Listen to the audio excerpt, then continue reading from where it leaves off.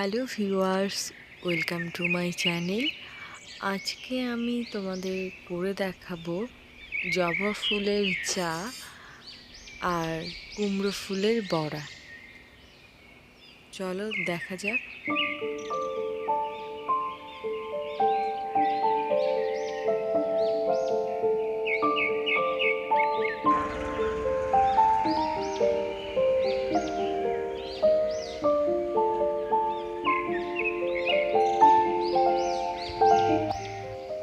এটা আমাদের বাগান। মোটামুটি সব ধরনেরই জবা আছে, তবে দু ধরনের জবা আজকে ফোটেনি।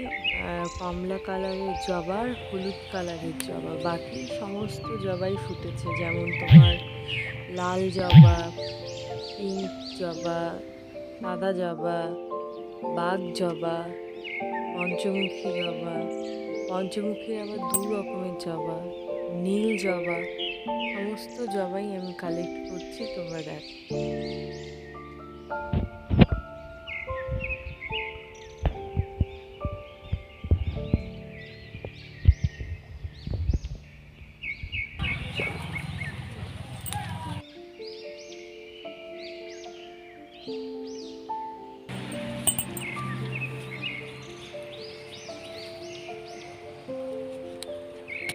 আমার জবা ফুল তোলা হয়ে গেছে।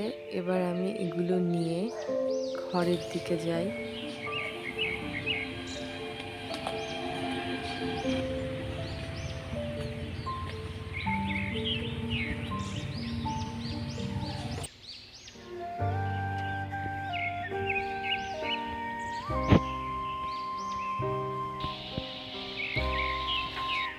জবা চা বানানোর জন্য সবার প্রথমে ফুল থেকে পাপড়িগুলোকে আলাদা করে নিতে হবে।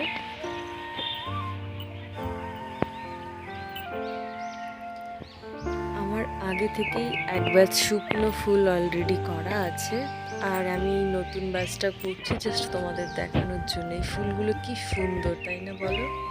ছোট ছোট জবা, আমার তো খুবই ভালো লাগে। ফুল বলতেই তো সুন্দর।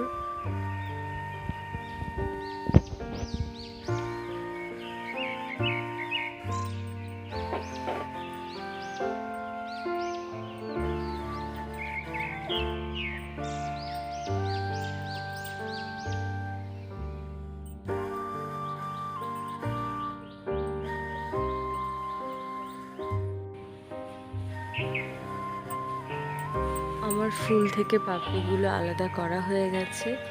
এগুলো নিয়ে আমি এখন বাইরে রোদে দেব।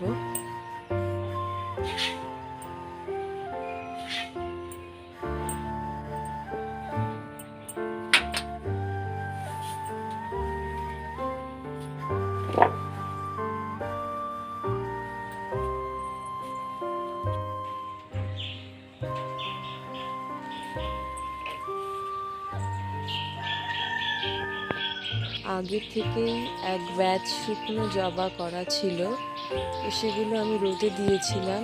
প্রায় প্রতিদিনই আমি এগুলো রোদে দিই, তা নইলে ফাঙ্গাস বোতলের মধ্যে থেকেও পড়ে যায়। তো আমি এখন এগুলোকে আবার বোতলের মধ্যে ভরে রাখছি, ছোট্ট একটা বোতলের মধ্যে।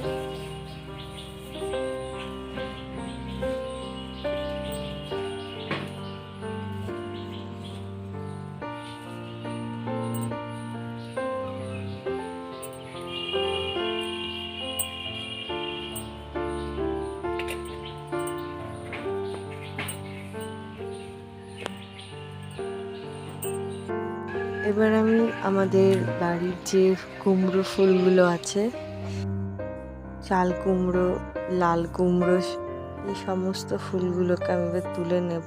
খুব বেশি কটা হয়নি, তবে যে কটাই হয়েছে কিনা 4টে 8টা ফুল মতো, সেগুলোকেই আমি তুলে নিচ্ছি। এটা হচ্ছে চাল কুমড়োর ফুল।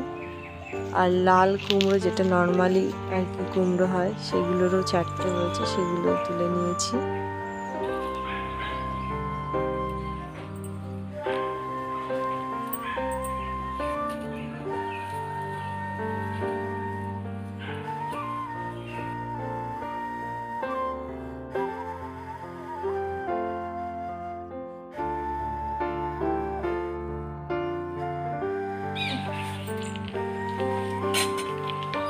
আমার সমস্তটাই কানেক্ট করা হয়ে গেছে।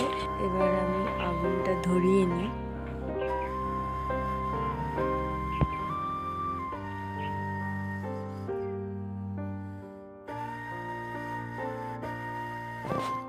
উনানের আগুন জ্বলে উঠেছে। এবার আমি একটা ছোট্ট কড়াই দিয়ে দিচ্ছি, তাতে আমি জল ঢেলে দেব চায়ের জন্য। জল গরম করব আর কি। চায়ের জল আমার গরম হয়ে গেছে। এবার আমি একটু চিনি দিয়ে দেব স্বাদ অনুযায়ী, যে যেমন খায়।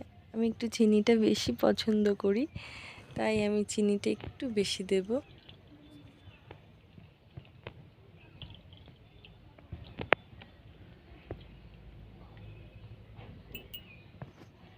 চিনি দেবার পরেই আমি দিয়ে দেব দারচিনি, এলাচ, গোলমরিচ, আর সেই সঙ্গে জবা ফুলের চা, যেটা আমার আগে থেকে শুকনো করে বয়মে ভরা ছিল, সেটাই আমি দিয়ে দিচ্ছি। আর দেখবে কিছুক্ষণ জাল হবার পরে পুরো জলটাই কেমন সুন্দর একটা কালার এসে গেছে। দেখো কেমন সুন্দর একটা গন্ধটাও খুব সুন্দর বের হচ্ছে, আর কেমন সুন্দর একটা কালারও এসেছে।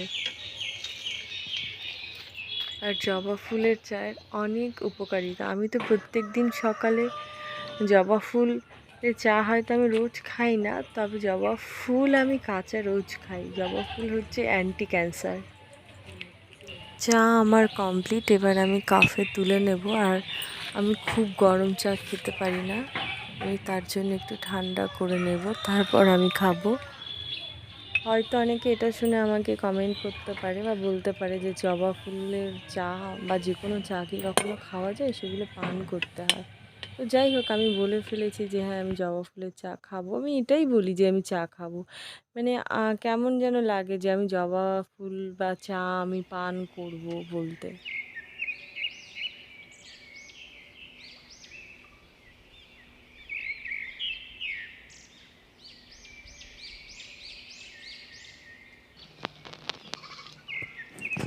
এবার কুমড়ো ফুলের বড়া বানাবো, চলো দেখা যাক।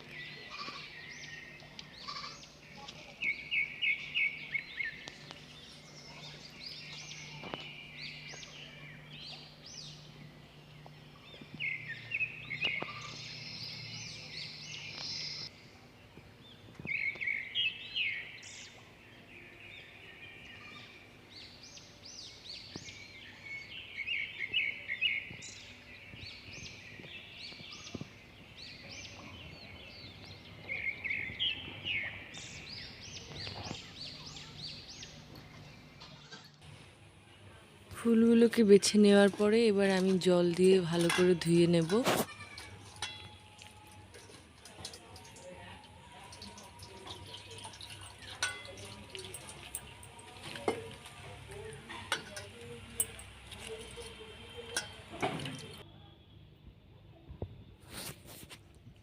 ফুলের বড়া করার জন্য যেটা সবার আগে দরকার সেটা হলো বেসন। তো আমি 50 গ্রাম মতো বেসন নিয়ে নেব, কারণ আমার বেশি বেসন লাগবে না। 7-8টা ফুলের বড়ার জন্য আর কতটাই বা বেসন লাগতে পারে। 50 গ্রাম বেসন মানেই যথেষ্ট। তার মধ্যে আমি দিয়ে দেব লঙ্কা গুঁড়ো। তোমরা চাইলে নাও দিতে পারো, আমার একটু ঝাল ঝাল হলে একটু ভালো লাগে, আমি ঝাল খেতে ভালোবাসি। তারপর দিয়ে দিলাম আমি বেকিং সোডা বা বেকিং পাউডার। তারপর আন্দাজ মতো লবণ দিয়ে দেব, স্বাদ অনুযায়ী, তোমরা যে যেমন খাও সে তেমন দেবে। আর দিয়ে দেব 1 চামচ মতো হলুদ গুঁড়ো। তারপরে জল ঢেলে আস্তে আস্তে করে, বেশি জল একবারেই ঢালবে না, অল্প পরিমাণে জল ঢালবে। আস্তে আস্তে করে গুলিয়ে দেখতে হবে যে কতটা আমার ব্যাটারের ঘনত্বটা হয়েছে, এক্স্যাক্ট আমি কি চাইছি সেটা। আমার ব্যাটার রেডি হয়ে গেছে, যেটা আমি চাইছিলাম ঠিক এমন হবে থিকনেসটা। এবার আমার কড়াই গরম করতে দিয়ে দিয়েছি, ভালোই বেশ আগুন জ্বলে উঠেছে। এবার আমি সাদা তেল দিয়ে দিলাম।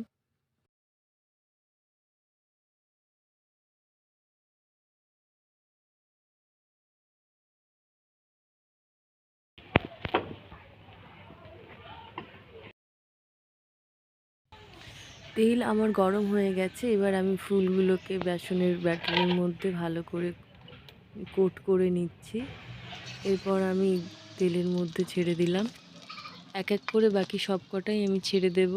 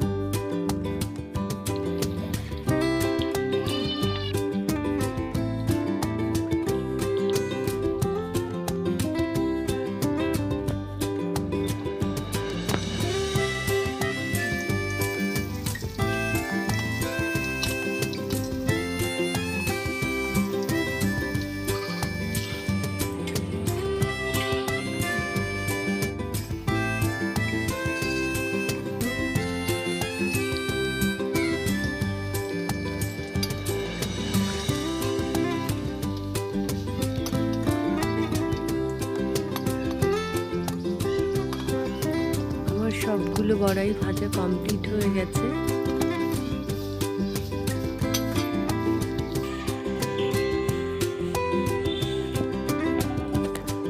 আমার রেডি হয়ে গেছে কুমড়ো ফুলের বড়া আর জবা ফুলের চা, আর সঙ্গে মুড়ি। মুড়ি দিয়ে খেতেই ভালো লাগে, চাও মুড়ি দিয়ে খেতে ভালো লাগে, আবার যে কোনো বড়া চপ টাইপের সেগুলো মুড়ি দিয়ে খেতে ভালো লাগে।